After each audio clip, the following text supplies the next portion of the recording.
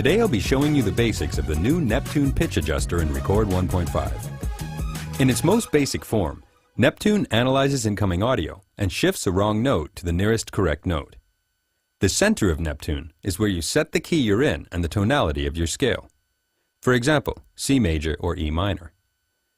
If you want to set up a custom scale, you can turn notes on and off by toggling the piano key buttons below. In automatic mode, Neptune uses something called catch zones.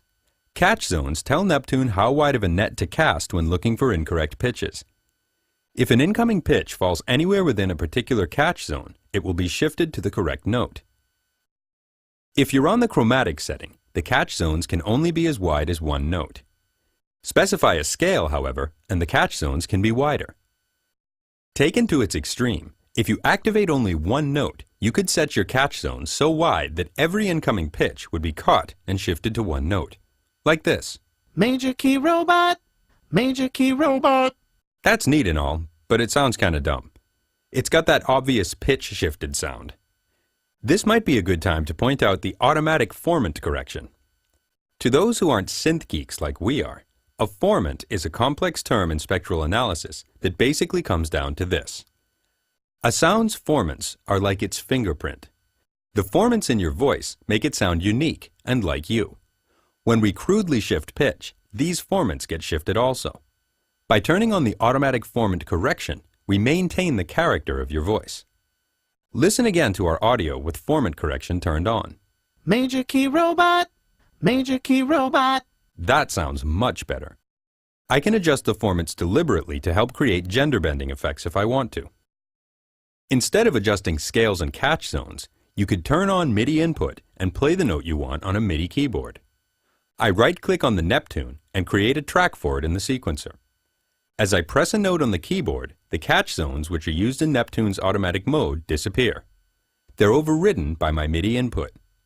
When I release the note, Neptune goes back to automatic mode. I apply Neptune to a variety of signal types, not just vocals.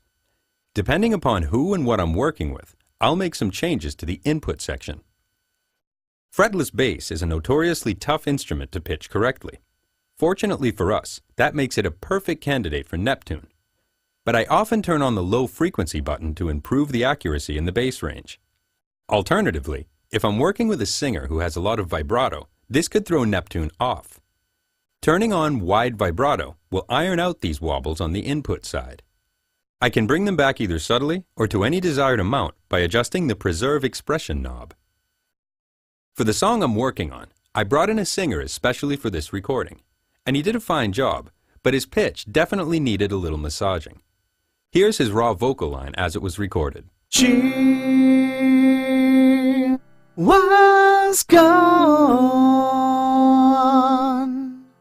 left me with doubt.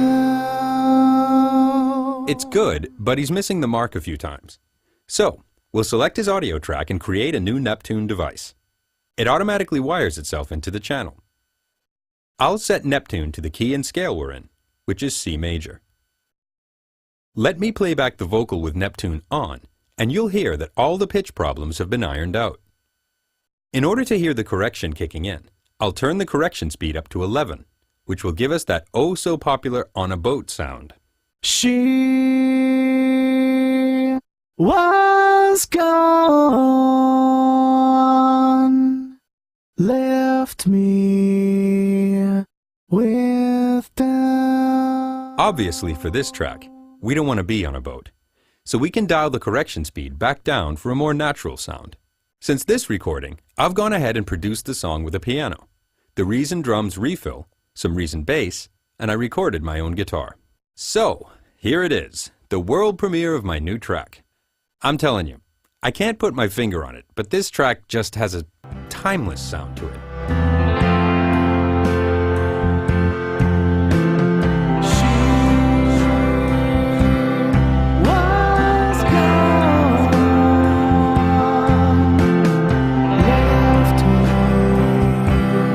No, Frank, stop. Hey, Frank, stop playback.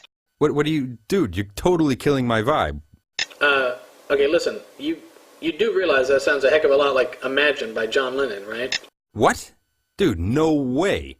His song is completely different. It's like, he does it like more like,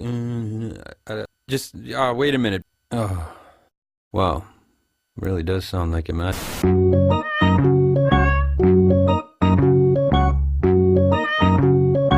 Okay, we're back. Not to worry, folks. I just had to make a few adjustments to my track. I just reworked my song from C major to C minor. That takes our piano part from sounding like this to this.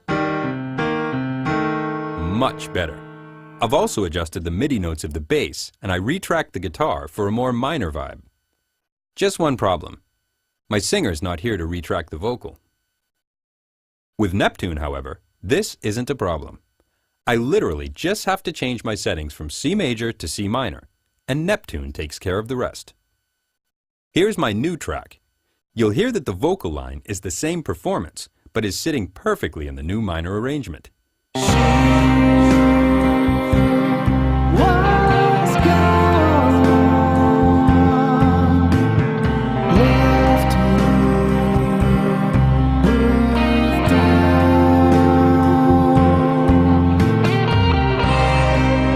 We'll leave it here for today. There's a lot more to cover about the MIDI input feature in Neptune, and we haven't even got into the polyphonic voice synthesizer and harmonizer. We'll be looking at these in an upcoming advanced tutorial. And of course, if you don't want to use Neptune on vocals, you don't have to. You can feed any monophonic audio source into it. You could create instant harmonies through the polyphonic voice synth, or hook up an arpeggiator to arpeggiate any audio track or device. What was that, you ask? That was your mind being blown just thinking of the possibilities.